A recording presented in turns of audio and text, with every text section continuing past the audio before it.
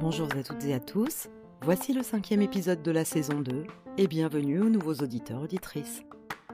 Aujourd'hui, je vais vous parler de Camille Le Sur avec son roman Le Dernier Dîner. Je ne l'ai jamais lu en feel good, alors j'ai tenté son nouveau style thriller psychologique. Je me suis dit, elle est avocate, il y a peut-être moyen de se faire plaisir, et puis c'est tiré d'une histoire vraie, et ça, j'adore. Ça commence quand même par des avis quasi dithyrambiques d'instagrammeuses, 5 pages sur ma liseuse. Bon, ça m'a un peu étonnée et un peu interpellée. Mais le pitch pour commencer. Le temps d'un dîner, Pierre se retrouve à table avec Jeanne, avec qui il vit mais ne partage plus rien, Marie, qu'il ne s'attendait jamais à revoir et qui ne semble pas le reconnaître, et Marc, l'époux de cette dernière. La soirée bascule lorsque Pierre décide de réveiller les souvenirs de Marie, quelles qu'en soient les conséquences.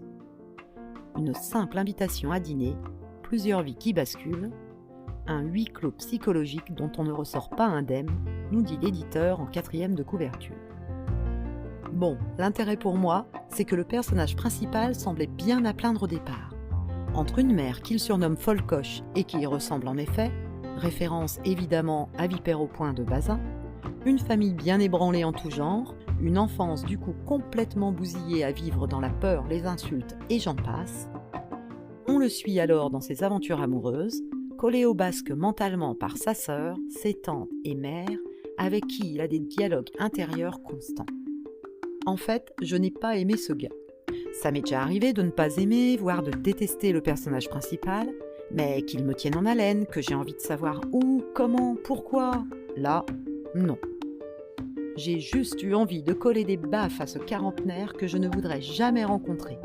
J'ai eu envie de le secouer, qu'il se rende compte de ce qu'il a fait, de ce qu'il déconstruit. Alors oui, il a des excuses, oui, un passé malsain, qu'il l'a lui-même construit à l'envers, mais bon.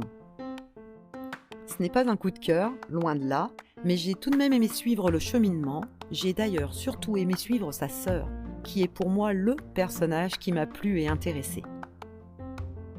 Tous ces gens bancals, cette vie dure où chacun essaye plus ou moins de protéger l'autre en se protégeant soi-même d'abord. Cette histoire me semblait bonne à lire, je me suis dit qu'elle a dû puiser dans son expérience professionnelle d'avocate, puisque c'est tiré d'une histoire vraie, pour donc nous ressortir des faits, des actions qui allaient me bouleverser, qui allaient me remuer les entrailles, mais en fait pas du tout. Ça manque peut-être de vécu, de vrai vécu, mais trop de choses m'ont semblé très tirées par les cheveux. Certaines explications ne m'ont pas semblé convaincantes, certaines scènes étaient trop rapides à mon goût, certaines actions ont été trop évidentes ou alors guère crédibles dans la vraie vie. N'est pas Hervé Bazin qui veut. Je n'ai absolument pas retrouvé ce cri de haine, de révolte, mais bon, lui, il a écrit avec ses tripes. On peut encore sentir en le lisant qu'il revivait ses blessures et ses tourments en écrivant. Et ce roman-là, qui est clairement une revisite du premier, n'en a ni l'authenticité, ni la force, ni l'écriture. Et puis, les allers-retours passés-présents sont vraiment longs et fastidieux. Du coup, j'ai aimé sans aimer, du coup, je ne sais même pas trop quoi en penser. En fait, je crois que j'ai attendu tout du long le thriller, tout du long le psychologique, enfin le vrai, celui qui arrive à me retourner. Bon, on reste aux éditions Jouvence, donc on reste dans l'univers bien-être en fait, on reste dans le rayon vie pratique et loisirs, on ne peut pas aller trop loin non plus. Peut-être que si ça avait été une histoire vraie tout court, j'aurais mieux accroché aussi. Peut-être que j'ai juste mis trop d'espoir dans cette histoire qui possédait pourtant une bonne base. Au final, je sors de là avec en tête un pauvre gars qui en a bavé dans son enfance, mais vraiment, et qui va geindre tout du long, qui n'aura pas conscience de ses problèmes, qui reste enfermé dans son enfance mais sans jamais m'émouvoir. Alors, il va plaire et il ne va pas plaire à qui ce roman ? Eh bien, il va plaire à ses précédents lecteurs, et aux lecteurs de Feel Good en général, qui penseront changer d'auteur, qui penseront certainement changer de style, ce qui n'est pas totalement faux. Ça peut les amener au rayon thriller, qui sait.